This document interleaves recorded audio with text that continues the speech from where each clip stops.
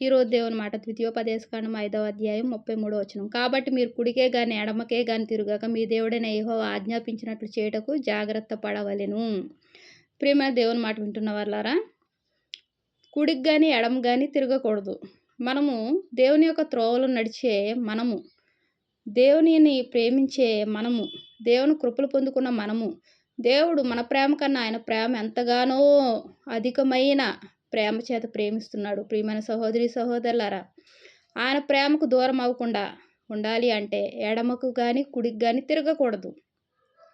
ఆయన ఆజ్ఞాపించినట్లు చేయుటకు జాగ్రత్త పడవలను. ఏం ఆజ్ఞాపించాడు?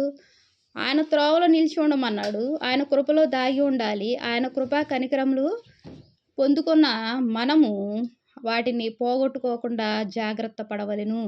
జాగ్రత్త పడితే ఏమవుతుంది? మీరు స్వాధీనపరుచుకుని బహు దేశంలో మీరు జీవించుచు మేలు కలిగి దీర్ఘాయుష్మంతులగునట్లు మీ దేవుడైన యెహోవా మీకు ఆజ్ఞాపించిన మార్గములన్నిటిలో నడుచుకొనవలెను. మన జీవితము మేలు కలిగి, సంతోషం కలిగి, ఆనందం కలిగి, సుఖంగా జీవించాలి అంటే ఏం చేయాలి? అంత మాత్రమేనా? దీర్ఘాయుష్మంతులగునట్లు. అందరికీ దీర్ఘాయుష్ అంటే ఇష్టం. నాకిష్టం, నీకిష్టం, వాక్యం వింటున్న మనందరికి ఇష్టం. మరి మనందరం దీర్ఘాయుష్మంతులగినట్లు ఆయన కృప చూపుతున్నాడు. మరి ఆ దీర్ఘాయుష్ మనకి ఇస్తున్నాడు కాబట్టి మనం ఏం చేయాలి? ఆయన ఆజ్ఞాపించిన మార్గములన్నిటిలో మనము నడుచుకోవాలి. ఆయన ఆజ్ఞలను పాటిస్తూ ఆయనలో నడుచుకుంటే మనకు మేలు కలుగుతుంది. అదే రీతిగా దీర్ఘాయుష్ వస్తుంది. అన్ని క్షేమము, మేలు, ఆశీర్వాదాలు పొందుకొని దేవుని యొక్క నీడలో జీవించే వారంగా ఉంటాం. ఆయన నీడ మనతో ఉంటే మనకు ఏమీ తక్కువ కాదు. ఆయన నీడలో మనం దాగి ఉంటే ఏ సమస్య మనకు రాదు. దేవునికి వందనాలు. ప్రార్థన చేసుకుందాం. మహాప్రేమ గల తండ్రి, కృపగలనైన దయామేడ సర్వశక్తిమంతుడానికి ఎన్నో వందనాలు, స్తోత్రాలయ్యా.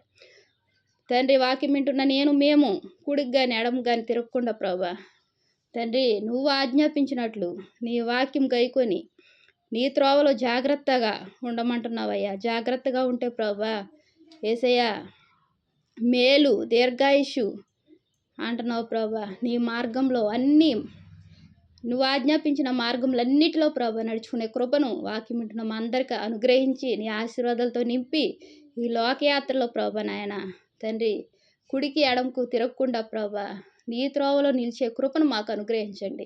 కృపగల దేవానికి ఎన్నో వందనాలు, స్తోత్రాలు చెల్లించుకుంటున్నా ప్రభుని ప్రియరక్షకుడు యేసుక్రీస్తు వారి నామంలో అతి వినయంగా బ్రతిమలాడి వేడుకుంటున్నాను తండ్రి. ఆమేన్.